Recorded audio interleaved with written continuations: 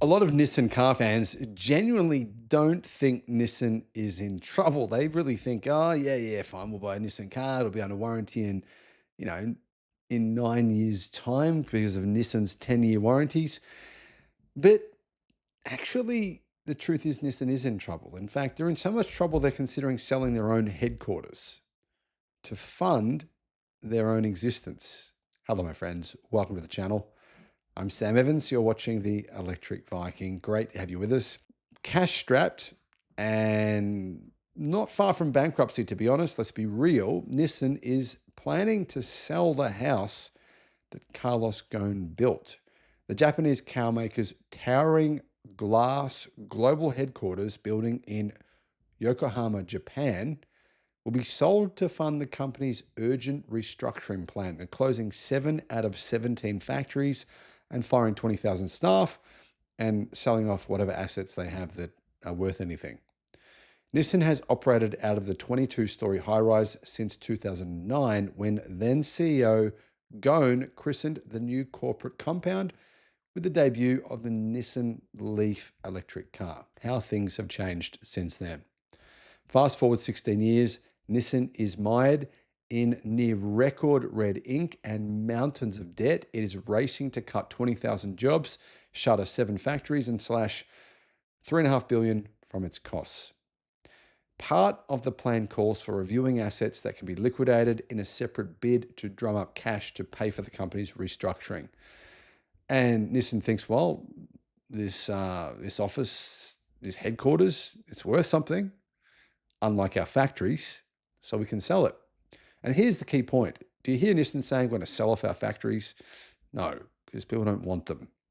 But the book value of these car companies, the book value is very much includes their factories, which manufacture, most legacy automakers, their factories make predominantly internal combustion cars.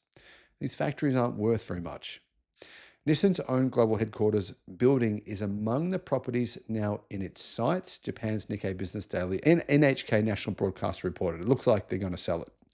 Nissan will structure the deal as a sale-lease transaction so it can continue using the site through a lease, thereby keeping its offices and operations in place.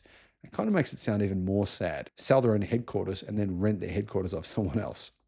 The building is a short walk from the bustling Yokohama station and the city's waterfront in Tokyo Bay. It's said to be worth about $600 million US. Now, I'm not convinced it's worth that much, but we'll wait and see what it sells for, if it does sell. Nissan is considering all possibilities to recover its business performance, but there are no specifics to share at this point in time, said a spokesman. In other words, yeah, it's for sale. Ghosn announced in 2004 that Nissan would move its global headquarters from downtown Tokyo to Yokohama, the city where the company was founded, by decade's end. With a glitzy gallery that can showcase more than 30 vehicles, the new headquarters stands in dramatic contrast to Nissan's kind of shabby-looking previous office near the Ginza shopping district and old Tsukiji fish market. Current CEO Ivan Espinosa is dramatically scaling up a revival plan started by his predecessor, Makoto Ukita, who was fired after he didn't accept a takeover plan from Honda. He's shutting down factories and selling off assets. 2 factories in Japan are going to be closed or downsized, but looks like closed, including the aging Apama assembly plant south of Yokohama and the nearby Shonan assembly plant operated by Nissan Shatai and Nissan subsidiary. Both factories occupy prime real estate in the Tokyo suburban prefecture of Kanagawa, just south of Yokohama and the nation's capital. Another contender for possible sale to generate cash flow has been Nissan's Yokohama engine plant.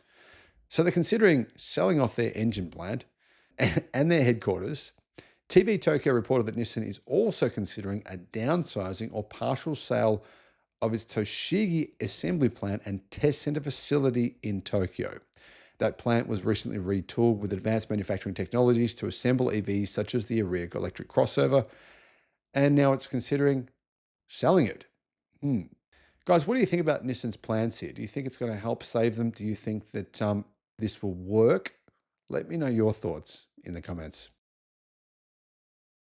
Guys, Nissan says that its new 10-year warranty is bringing customers back.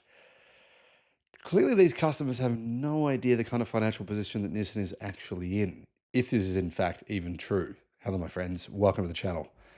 I'm Sam Evans. You're watching the Electric Viking. Great to have you with us. Nissan have revealed a new 10-year warranty. And you can even get this if you've got a used car, right? If you've got a used Nissan, just basically you've got to go, sorry, Nissan, I'll service it with you forever and ever and ever. And then Nissan will say, okay, no problem. You can have a 10-year warranty. So Nissan's new 10-year warranty is bringing thousands of customers back through its dealers' servicing doors in just the first month alone, the car manufacturer have said.